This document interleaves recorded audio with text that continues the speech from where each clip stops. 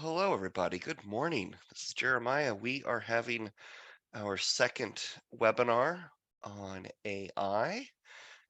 Been a big rage, of course, lately in the news and everything. And I hope some of you all have been playing around with ChatGPT and things. I know I have been, and I've been really having fun with it.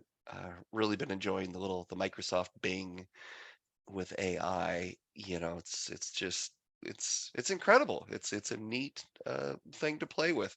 Hopefully it won't kill us all, right? But no, it's really got amazing potential. And so we have our second little webinar on, what benefit can it really offer us. And this webinar is more on, the office kind of stuff. And so we got a good series of things that we've come up with that it's really helpful with and really has a great potential. So I really hope you're going to enjoy this. Um, a couple quick housekeeping items. This is being recorded as all of our webinars are. So it'll be up on the website later today in case you miss any part of it. But you are watching this live and in person with us right now, so you have the ability to actually ask us questions. That's that little button at the bottom of your screen, Q&A, and I'd even recommend clicking that right now so you get it situated on your screen there because it'll be quicker for you to type a question, but also you're going to be able to see the answers that we type to other people's questions. So it makes a fun little companion while you are watching this webinar with us. So enough of that. I think I'm going to get this handed over to Paul, and he's going to take us away. All right, thank you, Jer. Hello, everyone. Thank you for joining another one of our webinars on artificial intelligence, or AI. My name is Paul, and over the last few months, we have been looking into AI systems, at first out of curiosity, but then we've actually started implementing some of these systems here and there to try and maximize our efficiency. In my last webinar, if you recall, we talked about AI image generation for concept development, but there are a lot of other tools that use AI models that can assist in the workplace. This time we want to discuss some tools that you can access that can help with almost anyone's office duties or any office duties, such as writing emails or reports or templates. Some of the tools that I'm showing are ones that we actually use. And I know that I am becoming more comfortable with and seeing the benefit and time savings these systems can provide. So here is an outline of what we'll be going over today. First up in the slideshow, I'm just going to give a brief overview of what AI is, talk about how AI can automate some office tasks, and then I'll give an overview of ChatGPT, Grammarly, the 11 Labs voice synthesizer, and I'll give a few honorable mentions for those that didn't make it into the actual demonstration.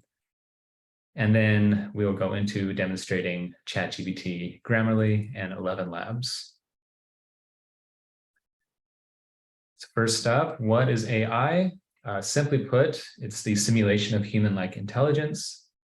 According to ChatGPT, it refers to the development of computer systems capable of performing tasks that would typically require human intelligence.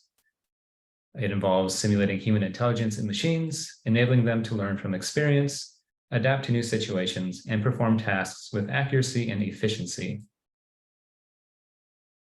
So how can this help you out in the office? AI-powered automation can help streamline repetitive tasks, freeing up time for employees to focus on human-required responsibilities. It can assist in improving accuracy through data analysis and pattern recognition.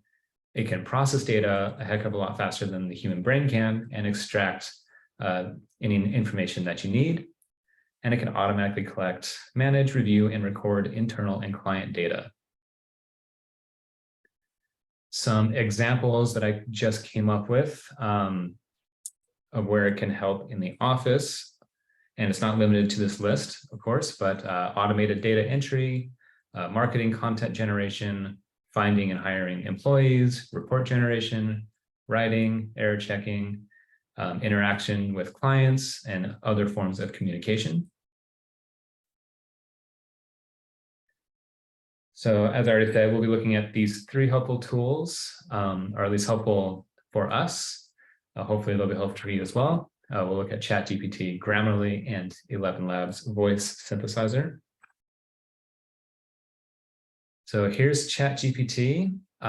It was developed and released by OpenAI last year in 2022.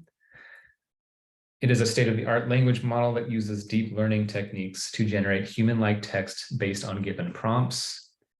And it is trained on a massive amount of text data to learn patterns, context, and language structures. This image on the right is just the simple interface that it has when you go to ChatGPT. Speaking of which, how can you use it? There are a ton of applications, whether they're on your phone or on your desktop, that you can download that access the ChatGPT model.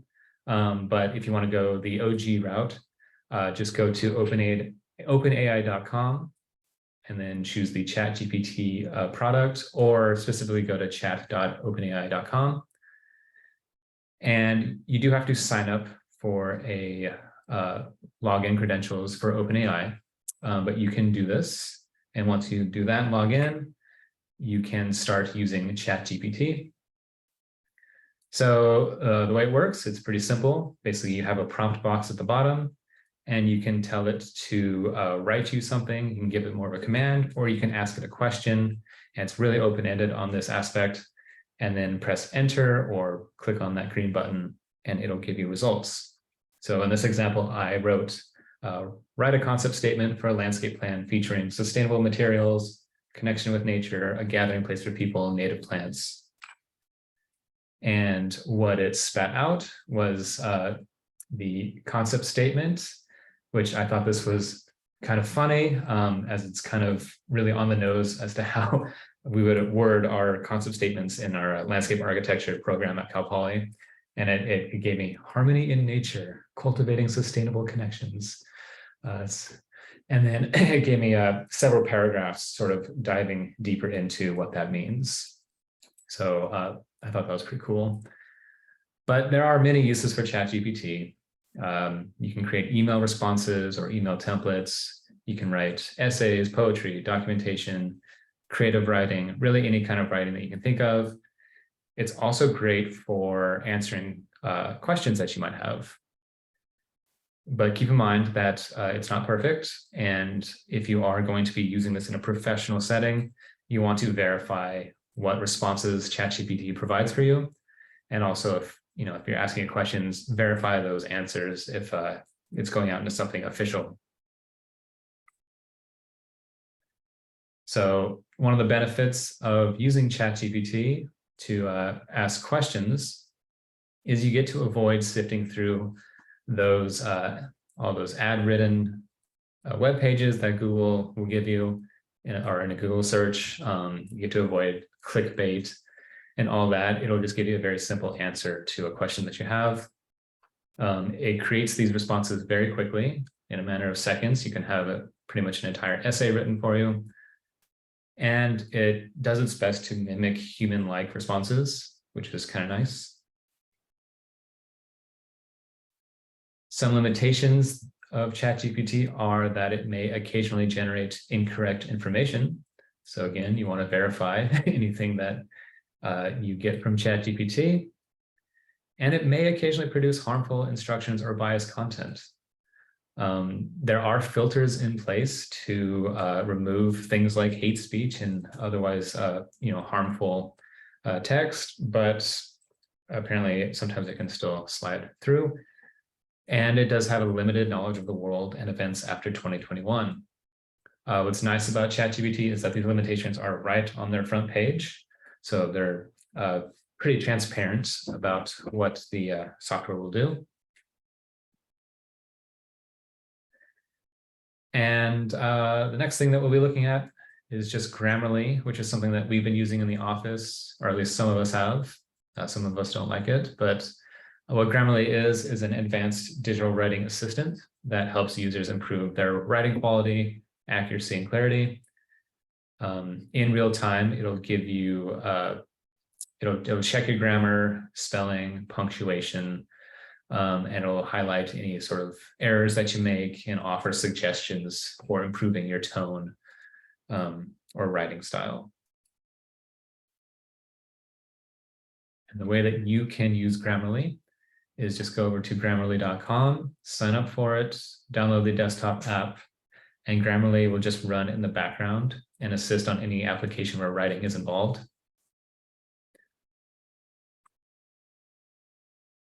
And so this is what it looks like when you're actually writing and Grammarly is installed. You can be in an email box, or you can be in a document or a Word doc or a Google Doc, or even in your Notepad or Notes application. And you'll just start writing, and Grammarly will kind of read along as you write and offer suggestions for you. So here it suggested that I change the structure of the sentence to be more clear. And you have the option to either dismiss their suggestion or click on it to apply it to your writing. So some of the benefits of using Grammarly are that you can write faster without thinking too much about the tone, grammar, or punctuation. If you just need to jot down some ideas, Grammarly can then help you structure that into something that makes a little more sense. Obviously, it assists with catching errors, which lends itself to making you sound more professional, because nothing screams out amateur more than a simple grammatical or punctuation mistake or spelling mistake. Maybe use the wrong there for the context of the message. And it just looks bad. So you can rest a little assured that Grammarly will be there to kind of help you maintain a professional writing style. A couple limitations that I've found with Grammarly while using it. I think I've been using it for at least 6 months now, maybe even over a year. But it can be a little intrusive. As you can see from the screenshot on the right here, this was just taken out of my Notes app. And I was just writing down some notes from a meeting or something. And basically, it doesn't understand sort of niche terminology like CAD speak. So every time I wrote M liter or dim style or M liter style, it gave me a highlight, which was just kind of distracting. And then because it was just quick notes, I wasn't being grammatically correct or anything. It assumed that I was trying to be and made a lot of suggestions for that. And the third thing that we'll be looking at is 11 Labs, which is a software company that develops natural sounding speech synthesis and text-to-speech software using AI and deep learning. This still is in beta, but it's pretty impressive regardless. And it has, I want to say, at least a dozen of default voices, which is basically AI is already trained to sound like certain people that you can choose. And basically what you do is you input in like a script or a written dialogue into the box, and it'll produce an audio file that sounds like a human is reading what you wrote.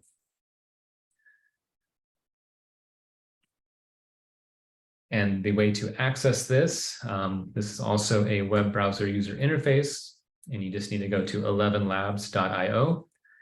And it is free to use if you want to use one of their default speakers, in quotes. But if you want to clone your voice, which is where I find this really fascinating, is you can actually train the AI to sound like you. It'll pick up on your speech patterns and style and inflections and apply them to any text that you can put into the box.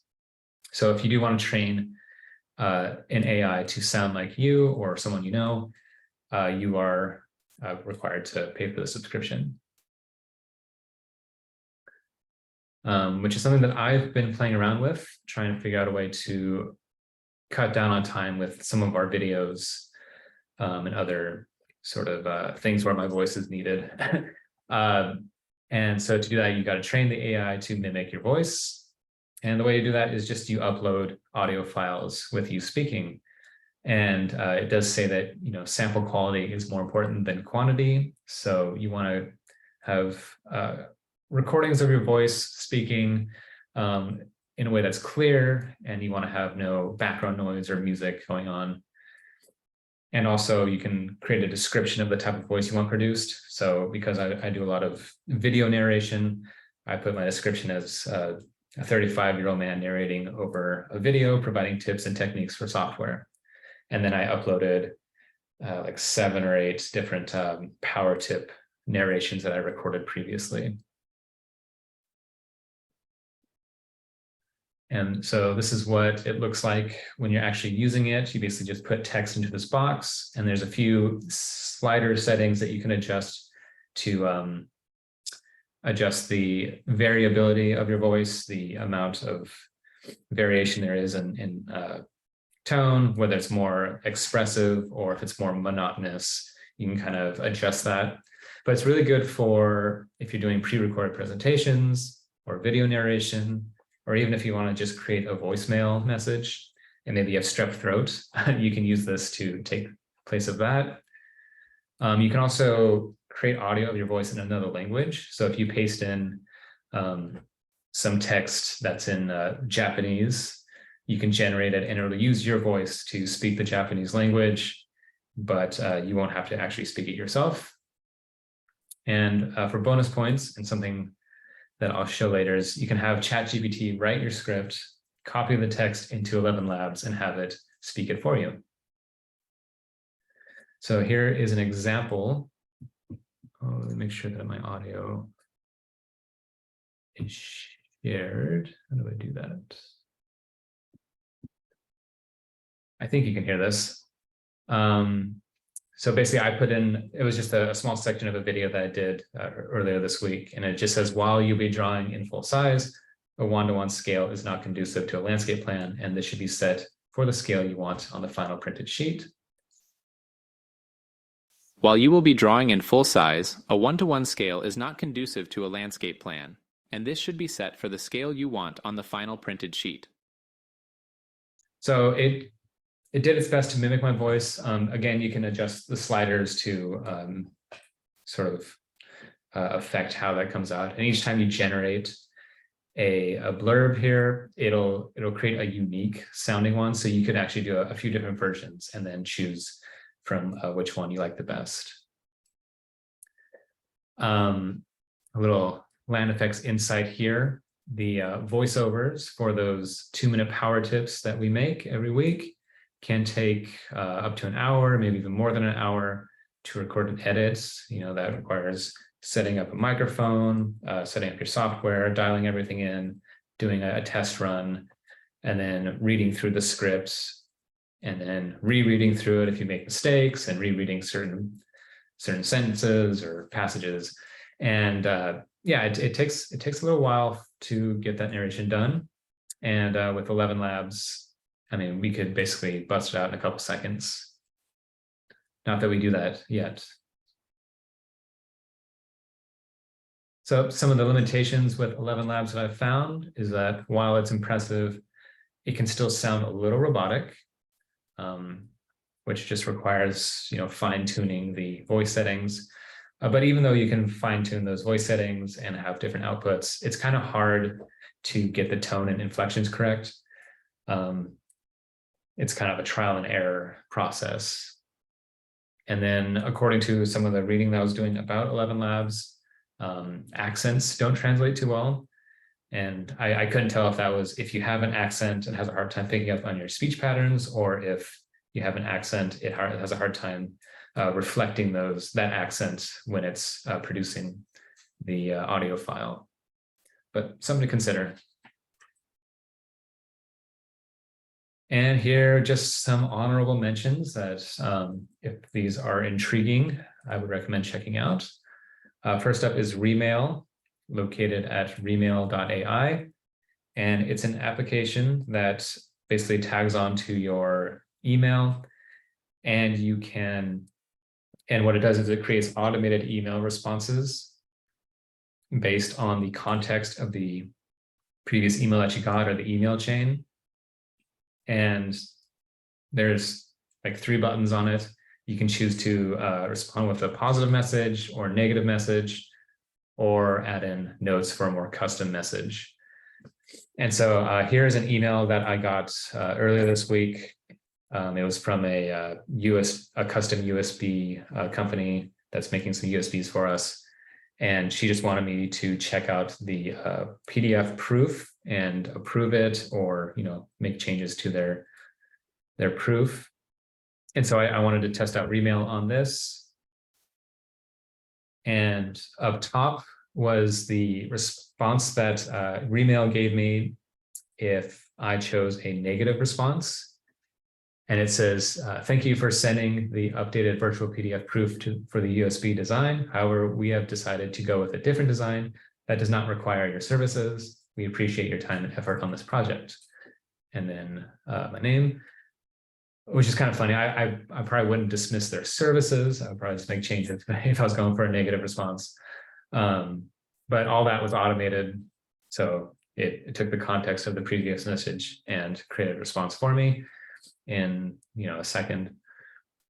And then the second response down at the bottom is if I chose a positive response, but I also added just a little note saying that we would also like to order a sample before the full batch of USBs.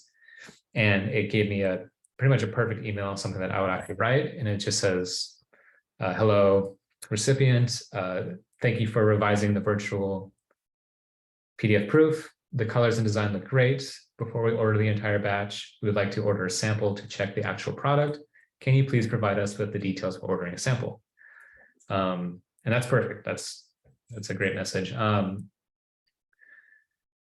And these responses are placed directly in your email type box. So you can then go in and edit this to add in specific details, or maybe add a little bit of your own personality to it. So I think that's a pretty cool, helpful tool. If you're going through a ton of emails every day, you can just quickly bust these out. Jasper AI is another one that was intriguing, but it's also pretty vast in its capabilities. So it didn't quite fit into this presentation demonstration. So I just wanted to mention it. This is geared more towards marketing. So if you're looking for assistance with writing content for, say, if you do video content, it's good for writing descriptions, coming up with titles, social media posts, blogs. If you're selling stuff on an online shop, it can give you automatic product descriptions and all kinds of stuff.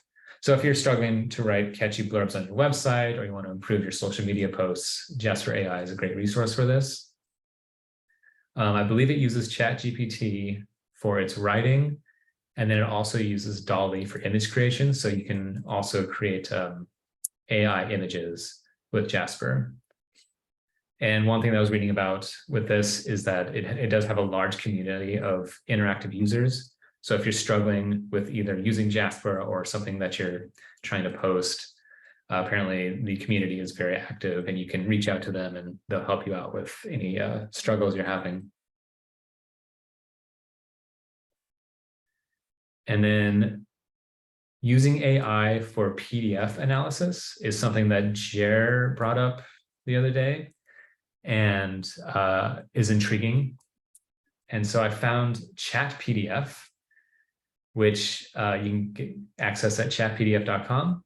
And what it allows you to do is upload a PDF document that you have, and it'll read through it and analyze it. And from that, you can either get a summary of the information that's in it, but you can also ask it questions, and it'll give you answers based on what's in the PDF document. So on the right here, I uploaded this 98-page PDF of the community design guidelines of San Luis Obispo. And it took a few seconds. It read through the entire thing, and it gave a little synopsis of what it is at the top. And then I just started asking it some questions. The first question I asked was, what are some parking requirements for SLO? And it says that the parking requirements for San Luis Obispo are outlined in section 17.16.060, table 6.5 of the zoning regulations. And then it gave a little page number that I can click on, and it'll actually bring the PDF document to that page, so I can read it from the document. But then it also kind of summarized what the information is on that page too, which is really cool. I also asked it, what are some sidewalk requirements? And again, it gave me a synopsis. It gave me the page number to find the information, plus additional information that it pulled from the actual PDF itself. So really cool if you do have large PDF documents and you don't want to continue to scroll through it and locate little, the pieces of information that you're looking for, or use the command or control F to find certain words. This more intelligently allows you to navigate through it. And then you can ask a question like you would any chatbot. All right, with all that said, let's jump into ChatGPT and show off some of its capabilities. Maybe some things that you might want to use for your office. So this is what it looks like when you go to ChatGPT. It's a very simple interface. It's got some examples of things you can write in. Shows some capabilities and limitations. This is where you'll start your chat, start writing in here. And then up here is a sidebar, which has different chats. So it keeps previous chats that you've had with ChatGPT. And you can also create a new chat up here if you're in one already. So you can always jump back to previous conversations with AI and continue from there. So what is something that you might want to do with ChatGPT? Something that is just kind of a task that takes time. Maybe you want to make a professional email. Maybe it's a proposal email. So you want to create an email for a client mentioning that your proposal is attached in the email. So what you can do is just go down here, and you can either ask it to write it for you, or you can just tell it, create an email for a landscape architecture. It's hard to type when you're presenting company to a client, mentioning that the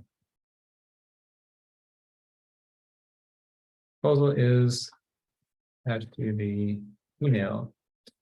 Press enter, and ChatGPT is going to think about it and write the email for me. So up top, it gave me the subject, saying that the proposal is attached, and a little catchy title there. And so, dear client's name, I hope this email finds you well. I'm thrilled to be reaching out to you on behalf of my landscape architecture company name to present our comprehensive proposal for your upcoming landscape project. Oh, and now it's done. So it created this nice email that I can then copy and paste into my email application, and then edit out, the brackets, put in my company name, put in the client's name here, and basically wherever there's brackets, you can just swap those words out. You can also edit this as you see fit, maybe make it a little more personal, add a little more personality to it. If you don't like your results, you can always just hit regenerate response, or you can type in something like, please make this shorter, or something, and it'll look up to the previous entry and give you a new result based on that. But I think this would work pretty well. If I was doing this, I could just copy this over, make my changes to it. And then if you are looking for a blanket email that you send to multiple people, you can actually save this into like a mailbox for templates. And so it's always there. You can just basically open it, fill out the details of the client and your company name, and then send it over. So any kind of email that you can think of, I really didn't hit any walls with ChatGPT in all my testing. I tried quite a few different email types, and I don't really like the hope this email finds you well. I think that's overused and kind of lame, but you know, I could just take that out. For the most part, it's pretty good. And I think it's nice to start with content and then edit it to your needs versus starting with a blank page and going from scratch. So let's try something else that you might find useful. So let's say I have a landscape company and I have a lot of business, but my marketing is subpar. So I want to hire a new marketing person to help with that. So you can also type in job descriptions. So if you want to, you know, make a posting for a job and you need a description, maybe you'll write a job description for hiring a new marketing person for a landscape architecture firm. And ChatGPT will do it for you. And really fast.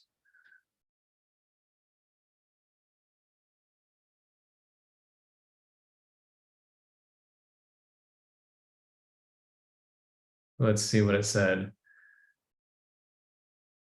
Marketing specialist for a landscape architecture firm. That's a job title. Company overview. Again, I wouldn't just copy and paste this. I would copy and paste it and then edit it so that it actually fits, you know, the specifics of what I'm looking for, and obviously change this to whatever the company name is. But you know, it gives you a nice skeleton and content for the job posting. Responsibilities are pretty good. Again, you might want to adjust this just to fit your company's specific profile. It even gives you qualifications, so college degree, experience, you know, all the things that a good marketing person might need to be successful for you. So great use for that. Maybe you want to write a landscape contract between a landscape architecture company and the client. So we write that in, press enter.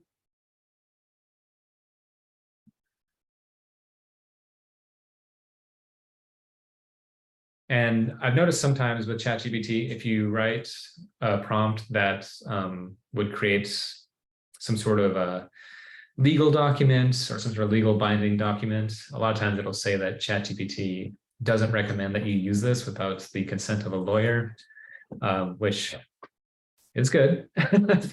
It's yeah, if you're doing any sort of legal documents, you want to have a lawyer involved to make sure that everything is legitimate. But this could be a good starting point for a landscape contract. It's got the places for you to put the name, the dates, client, the scope of work.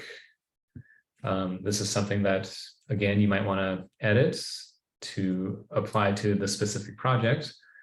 Maybe you're also doing an irrigation plan, so you might add a bullet point to include, you know, irrigating the site. Gives you a section for the project timeline, payment terms.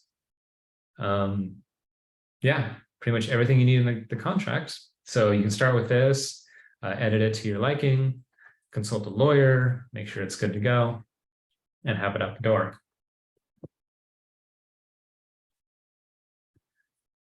What is something else here? Maybe you're wanting to do a bid proposal. So in this scenario, we want ChatGPT to write a bid proposal for the San Luis Obispo Mission Plaza redesign.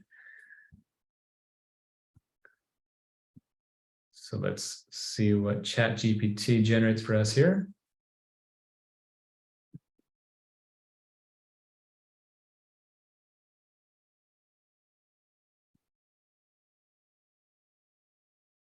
All right, so bid proposal for San Luis Obispo mission plaza redesign. So places for your name, position, company, client, gives you a subject. Ooh. Tells you what it is. We're excited to submit our bid proposal for the redesign of San Luis Obispo mission design. At company name, gives a project overview, and it's kind of generic information, but you can edit it. And yeah, it's going to continue generating, or I can choose to continue generating, but we don't need to do that. Just know that that's there. It's something you can use for it.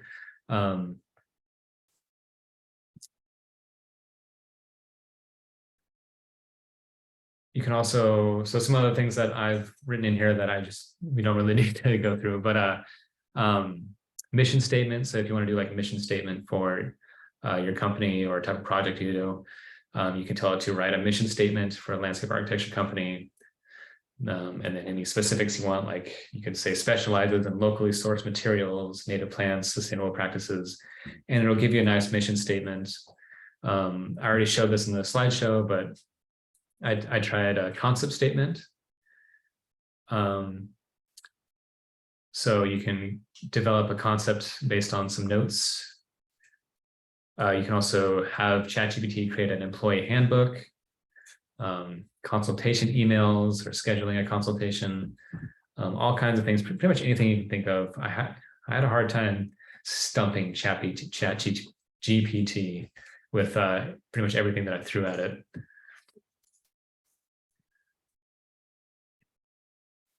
So besides these, official documents and emails, what else can it do? Well, you can ask it any question you want. So what if I wanted to ask it about plants? What are some drought-tolerant plants that thrive in San Luis Obispo? It tells me that San Luis Obispo is located in a Mediterranean climate, known for its dry summers and limited rainfall. That's very true. Using drought-tolerant plants is essential. Here are some popular drought-tolerant plant options that thrive in slow. And so agave, California fuchsia, red yucca, yeah. Most of these I know, and I know they work well here and they're very popular in the area. And so it's going to give me 10 options. Preta Madeira, you do see around. I think it's a fire hazard, but it does do well here. And it gives you a little note of, when selecting plants, consider their water needs, yada, yada, yada. So that's cool. I mean, from the ones that I recognize, those would all work really well here, but it only gave me 10. Let's say I want more plants. So you can actually just tag on to the previous message. So I want it to provide more plant options. And so it's going to give me, I believe, 10 more plants that can be used here. And it's nice that it also gives a little description of what the plant is. It gives you the taxonomy name. And yeah, from what I can tell, these all would work great in this area. And a lot of them are pretty popular in the landscape design of places around here. So that's a cool use for ChatGPT. Maybe I'm struggling to get some ideas for concept design out there. So I'm going to create a landscape concept based on Olmsted. I won't even say the full name.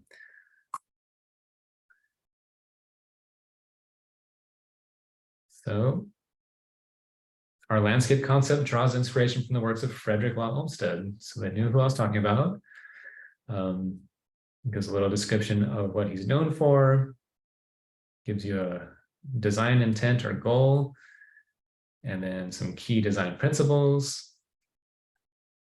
So that's cool.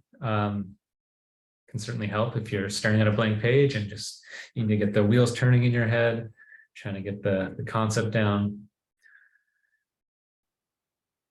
Oh, let's let this finish. Oh, wow. Okay. So design principles, that's nice. Different wordings for what you can include in your concept statement. Now, here's something neat that I just found out about.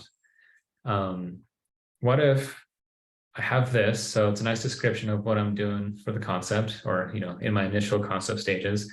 What if I want to provide imagery for this? So in our last webinar, we went over Midjourney and AI image creation. So one thing that can tie these two together is you can actually tell ChatGPT to create an AI image prompt based on this. So you can actually tell it to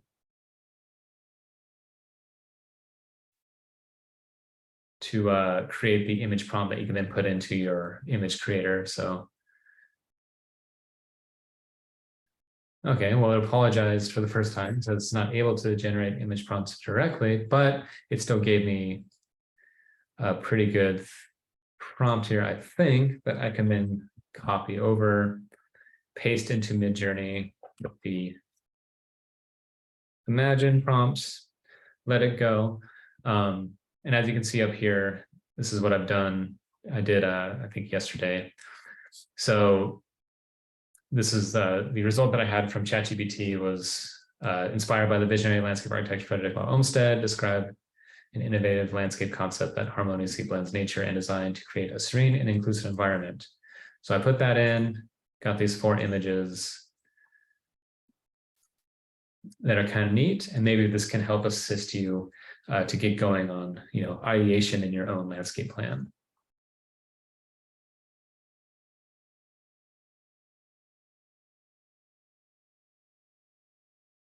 All right. Let's ask it another question, see what it comes up with. What are the San Luis Obispo city requirements for the use of concrete downtown? So as an AI language model, ChatGPT does not have real-time access to municipal regulations or local ordinances. However, it can provide some general information regarding the use of concrete in downtown slow. So a bit of a disclaimer here, but it does give you some sort of basic guidelines for using concrete in downtown. So again, it's not, official documentation. It's not going to be your only source for this, but it's still a neat resource to have to very quickly come up with, some content for your question. All right, I think that's enough of ChatGPT for the moment. Let's copy this over to a document and check out what Grammarly does. So when I copied it straight out of here, it took the text formatting with it. If you want to copy it as just text, click on this button here and then paste it, and it looks better. So as you can see, I'm already getting various underlines. So that's because Grammarly is installed. And without the Grammarly sidebar open, you can basically just float over any of these highlights, and it'll ask me if I want to sound more confident. So I can change the sentence to "these details may not be up to date." And so it sounds more confident. Or I could have dismissed it because I don't think it was grammatically incorrect or anything. It'll also give you comments like up to date is too wordy, less wordy, just say current. So various synonyms and other suggestions for clarity. So you can go through and just highlight over it and click it if you want to make the changes, or you can click on the Grammarly icon down here and it'll open up the sidebar and kind of give you a list of everything that it found that it thinks can be improved with your writing. So you can remove the phase, you with.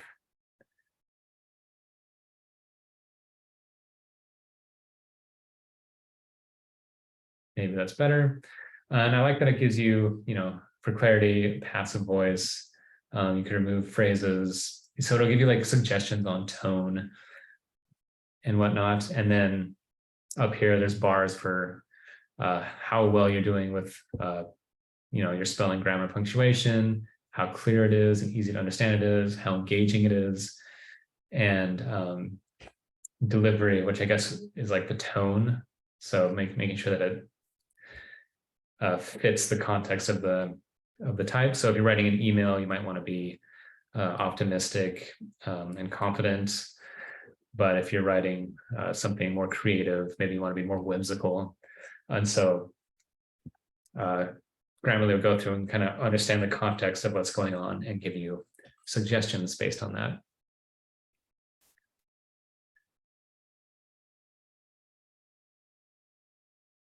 So another thing you do with Grammarly is you can suggest or set your goals. So if you're only doing business writings, you can select this. So kind of the tone of your messages can be adjusted here, and what kind of intent you have. Is the audience a general audience, or is it more academic? Are they experts in the field? And then how formal the message is. You can select those here.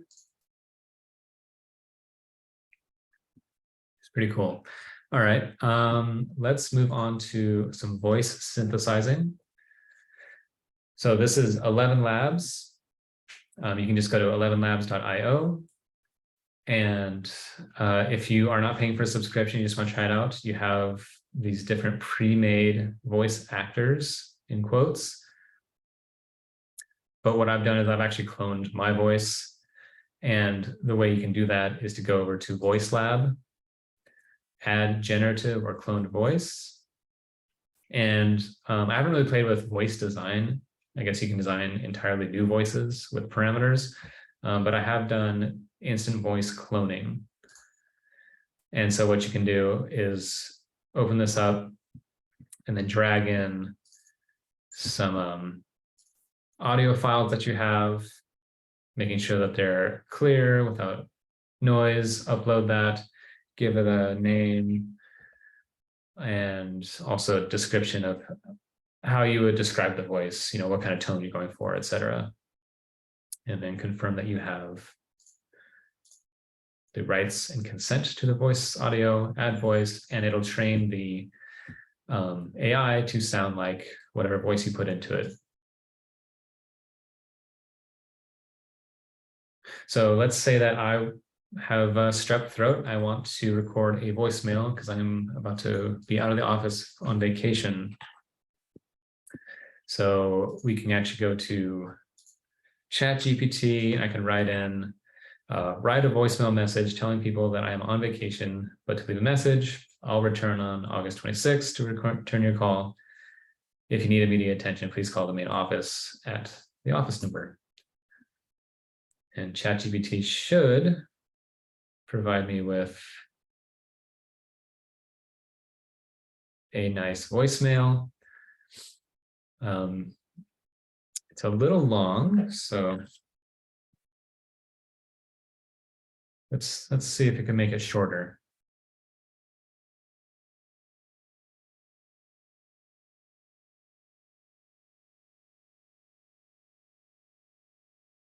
Come on now.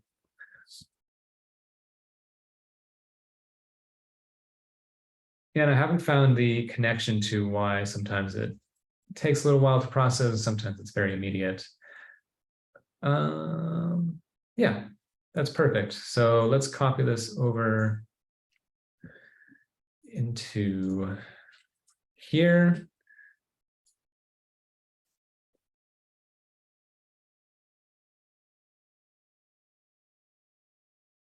Put in my name.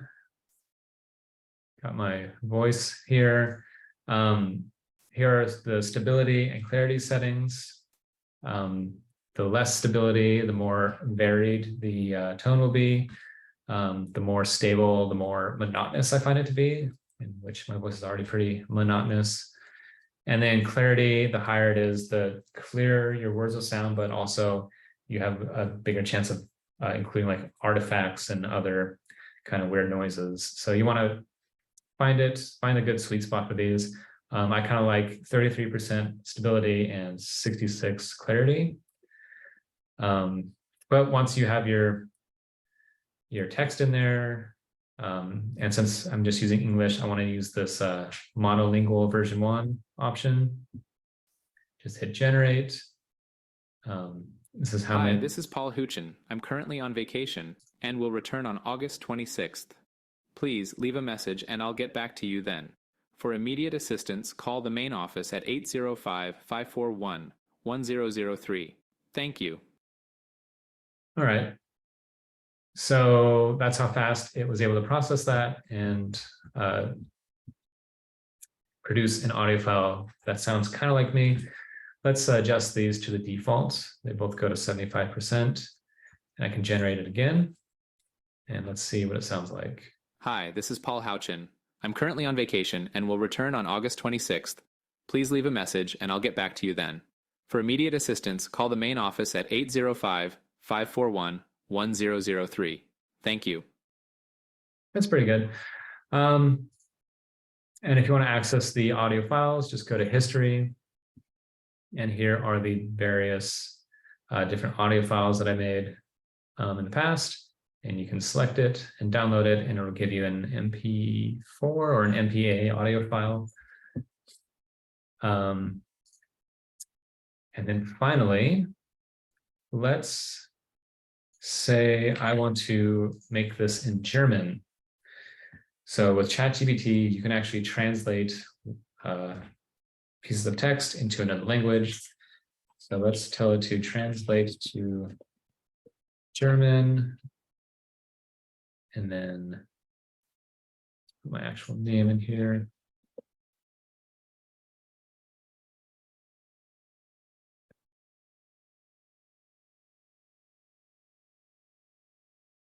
And I don't know any German, so I can't really verify this, but from everything that I've read about the ChatGPT translation, it's supposed to be pretty accurate. And I can take that over to 11 Labs, paste that in, and then there's a multilingual model as well, which is good for using other languages besides English. And I can generate it. Hallo, hier spricht Paul Huchin. Ich befinde mich derzeit im Urlaub und werde am 26. August zurückkehren. Bitte hinterlassen Sie eine Nachricht und ich werde mich dann bei Ihnen melden. Für dringende Unterstützung rufen Sie bitte das Hauptbüro unter der Nummer 805-541-1003 an. Vielen Dank. Hallo. So that's kind of what I would sound like if I spoke German. Pretty cool. I'm sure there's a lot of applications for this other than voicemail. If you guys come up with something cool, please let us know and we can take a look at that. So let's go back here. Just some closing thoughts on this. So AI can be great for cutting down on mundane tasks, but you should always check what it is AI is producing and make sure it actually fits the context of you and your company. At this point, human understanding and problem-solving skills are still completely necessary for guiding AI and verifying results. There are ethical considerations when introducing AI systems into your office or company. You want to make sure that your AI systems are designed and implemented with transparency, fairness, and accountability in mind. Robust privacy and data protection measures should be in place. And you should try not to offset the workers too much with AI. These systems are still new and continuously evolving. So, I mean, they're only going to get better. Full automation is not here yet, And people still like hearing from actual people. So if you are using AI to do some of the legwork, you may benefit from adding your own personality to these items. So like if you're making automated emails, put in some text in there that, has some of your personality in with it. And that's all I got. Are there any questions? We got a really good question, and I think it's a great example of where I think a lot of us would love to see it, because but asks about kind of image searching, and he's specifically kind of looking for an example of a water feature drawing, and he wasn't having any luck. And I know it's AI is not quite there with some of those things, but like it's amazing how Mid-Journey and things um, are able to translate ideas into images. And so, why can't, there must be somewhere. I was just searching myself, is there a good AI image search? And I don't know if that's kind of still on the horizon a bit, or if you looked into that at all, Paul. Searching for, I guess, images you would find online. Yeah, he was just looking for particularly examples of drawings of professional landscape plans, specifically for like water features. But it's just a pretty typical kind of a specific image search. Trying to just do an image search and just wondering, but once he gets that specific, it would sure seem that AI could offer some help with that. I know, we've all kind of struggled with, image searching. No, that's not what I'm looking for at all, because it's in the image. And I wonder if I wonder if they made any inroads on having AI kind of having a smarter image search. It's not something I've looked into really. With Mid-Journey and like DALL-E, it's interesting. You can have AI produce images based on descriptions.